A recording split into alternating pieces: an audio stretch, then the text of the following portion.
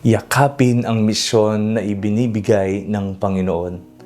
Ako po si Father Fiel Pareha at ito po ang ating segment, ang Daily Devotion, na kung saan tayo po ay magdarasal, magbabasa at magninilay kasama ng salita ng Diyos sa buong taon. Manalangin tayo. Sa ngalan ng Ama, ng Anak at ng Espiritu Santo. Amen. Halina, banal na Espiritu, liwanagan mo ang aming puso at isip nang maunawaan at may sa buhay namin ang iyong salita. Amen. Our Bible passage for today is from the book of Genesis chapter 17 verses 3 to 9, and I read it for you. Then Abram fell on his face, and God said to him, "As for me, this is my covenant with you. You shall be the ancestor of a multitude of nations. No longer shall your name be Abram, but your name shall be Abraham, for I have made you the ancestor of a multitude of nations. I will make you exceedingly fruitful, and I will make nations of you, and kings shall come from you. I will establish my covenant between me and you, and your offspring after you throughout their generations, for an everlasting covenant to be God to you and to your offspring after you. And I will give to you and to your offspring after you the land where you are now an alien, all the land of Canaan, for a perpetual holding, and I will be their God."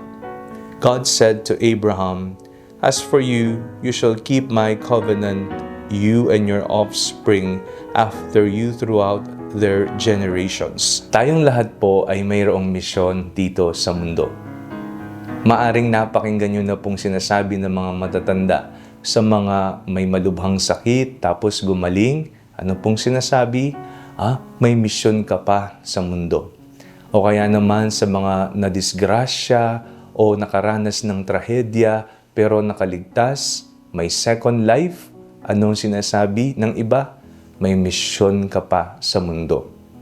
Tayong lahat ay mayroong misyon.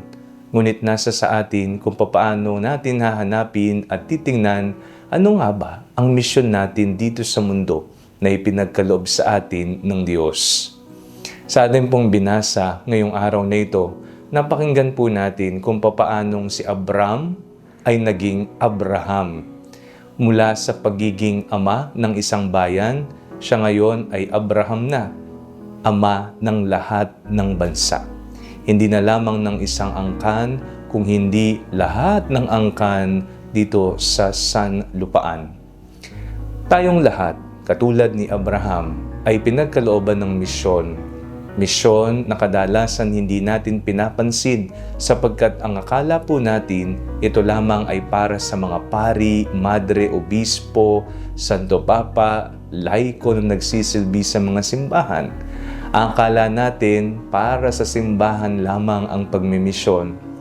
Pero nagkakamali po tayo sapagkat tayo po ay nakibahagi sa misyon ni Kristo doong tayo ay binyagan. Ano kaya ang misyon mo dito sa mundo?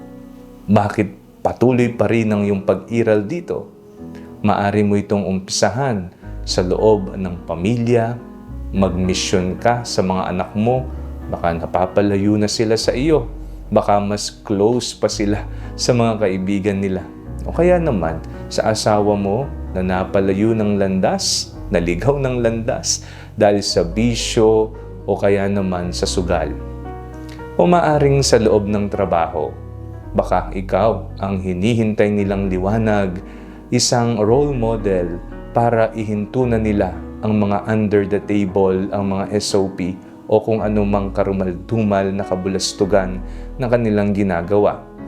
Ang misyon mo ay pakilala at ihatid si Kristo saan ka man naroroon. Manalangin tayo. Panginoong Jesucristo, pagkalooban niyo po kami ng tamang pagkilatis sa kung ano ang aming misyon dito sa mundo.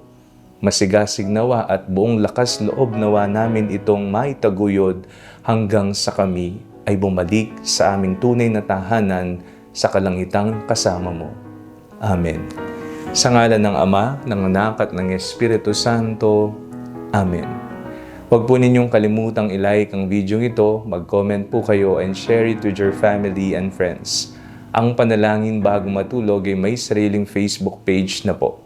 Huwag niyo pong kakalimutang mag-like at mag-follow dito, and do not forget to subscribe to our YouTube channel.